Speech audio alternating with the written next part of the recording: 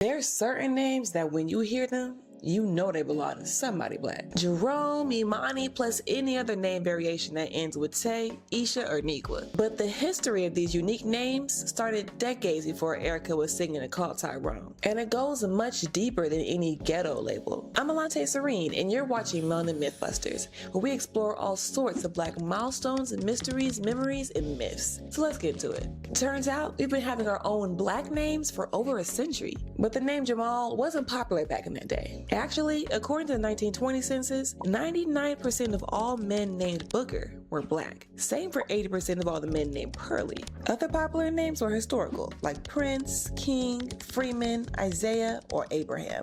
And actually, the same amount of black people had black names in the early 1900s as they did in the late 20th century. Once the civil rights movement started in the 50s and the Black Power movement followed some years later, names like Darnell and Kareem grew in popularity, as black people were emphasizing pride in their culture and tracing back their roots to Arab tribes in Africa. As we get into the 99s and the 2000s, we start seeing black names like Mercedes and Shaquan. And though some people see this era of black names as ghetto, the creativity is culturally rooted. Many of these names were influenced by the sounds of jazz and the poetic flows of hip-hop. Plus, some are mixed with sounds from the Swahili language. I mean, you can't tell me the name Rashawn does not have a soothing swagger to it. Other names inspired after famous brands and labels like Lexus and Chanel were maternal manifestations of prosperity and luxury for black children. Then there's names that are nouns or adjectives to describe people, like Uniqua, Precious, and Heaven.